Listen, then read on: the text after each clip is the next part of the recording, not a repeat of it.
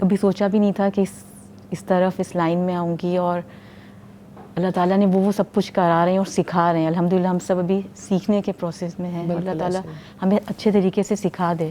آمین. پہلے میں بالکل بھی جیسے پردے کے حوالے سے ہی بات ہوئی تھی کہ پردہ بھی نہیں کرتی، تو کبھی سوچ بھی نہیں سکتی تھی کہ میں ایسا کچھ کر لوں گی.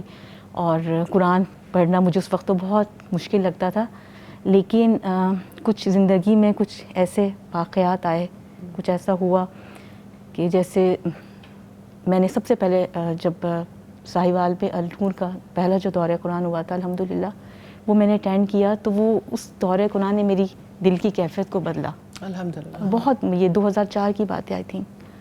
پھر اس کے بعد کچھ ایسے بچے بھی ہو رہے تھے اس دوران، کچھ گیپ آیا. پھر اس کے بعد یہ ہوا کہ میری والدہ کا انتقال ہوا. والدہ کے انتقال پہ میں نے اس وقت بیٹھ کے سوچ لیا تھا کہ میں اپنی والدہ کے لیے صدقہ جاریہ بنوں گی. سبحان اللہ، ماشاءاللہ. وہ میری زندگی کا ٹرن پوائنٹ تھا.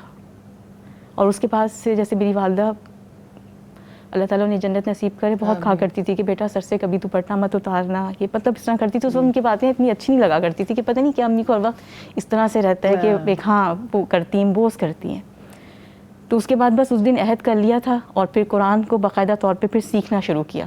جیسے ہی میں کراچی سے واپس آئی، میں نے آتی سب سے پہلے النور میں ایڈمیشن لیا. سبحان اللہ. پھر یہ سلسلہ چلتا رہا. اس دوران پھر میرے ہسبینڈ کی ڈیتھ ہوئی. جب ان کی ڈیتھ ہوئی تو میں نے پھر اپنے آپ کو حالت مہلت میں سمجھا کہ میرے پاس ٹائم بہت کم ہے. اس سے پہلے کہ میں بھی وہاں چلی جاؤں، کچھ ایسا کر جاؤں، کچھ ایسا کروں جو ہم سب کے لیے صدقہ جاریہ بھی ہو جائے.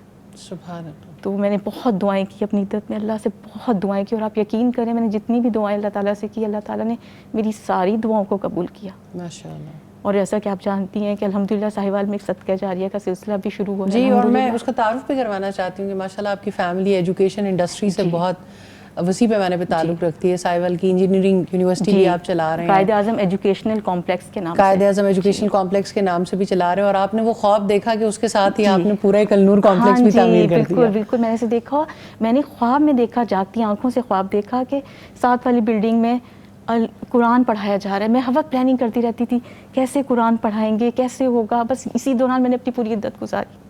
اللہ. پھر جب میں عدت سے مطلب اٹھی تو پھر میں نے بات چیت کی، کیونکہ میں آلریڈی النور کے ساتھ تو اٹیچ تھی، میں پڑھ رہی تھی.